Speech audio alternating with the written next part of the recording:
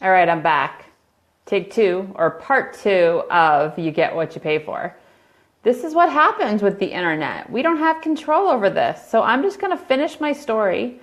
I'm just going to share this over to my page so whoever's watching it can now see part two of You Get What You Pay For.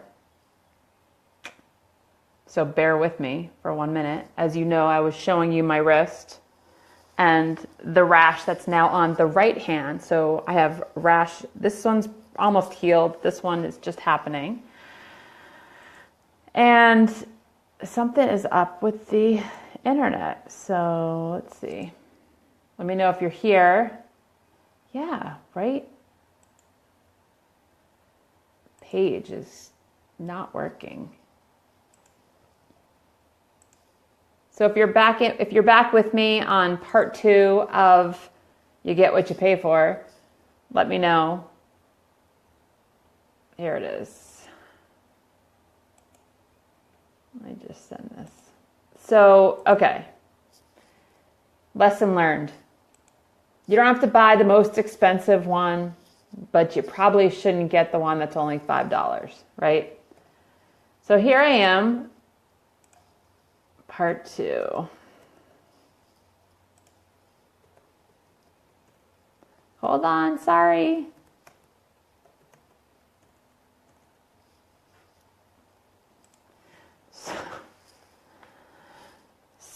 So what can we learn from this, right? What can we learn from Deb's bad $5 purchase?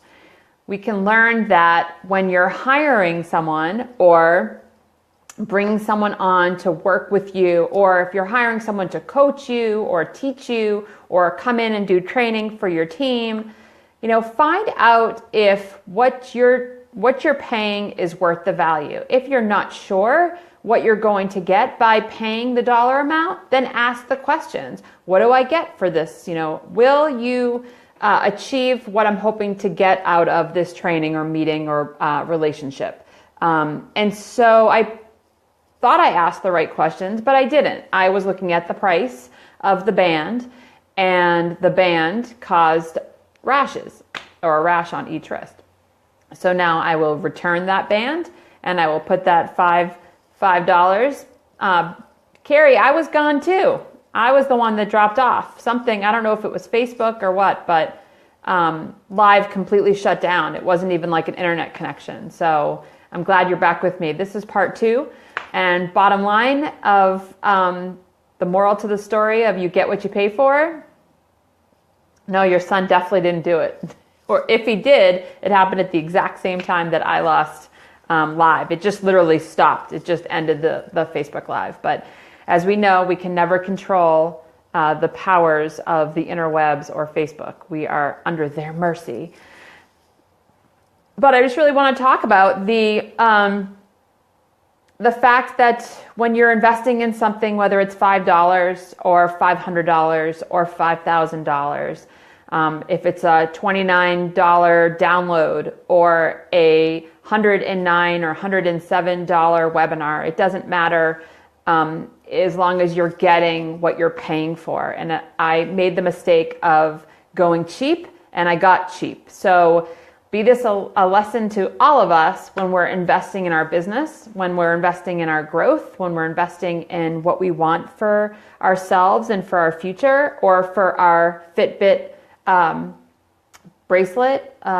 You ask the right questions, and if you aren't happy with what you get, return it, which is what I'm going to do. And I'm not going to make that mistake twice, and I'm sharing my story that obviously there was something in the rubber or the silicone that I'm allergic to because it's caused some sort of rash on my skin. But if you are investing in something and it's of importance and you wanted it and you're looking forward to it, then make sure you're making the right investment. That's all. So don't undersell your services either, right? If you know you provide a value, if you know you provide a service worthy of blank dollars, this is absolutely why you should charge what you're worth and charge what you know is worthy of what you offer, whether it's a training or a service or a product.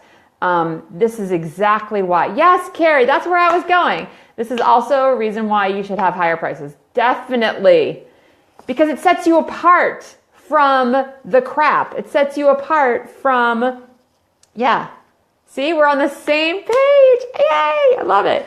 But I have clients that are trying to price products too. And what good does it do to be the cheapest? What good does it do to be the lowest? We don't want to be on that end. I don't want to be with that crappy Fitbit band.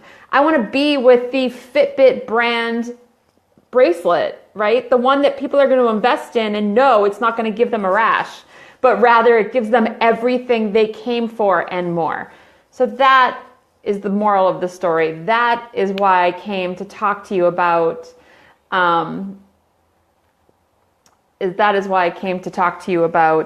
you get what you pay for. So when you invest in something that's worthy, that is valuable, it will be so worth it, and you won't have to return it. You'll be able to benefit from the reason you got it, and maybe get so much more than you ever expected you would get.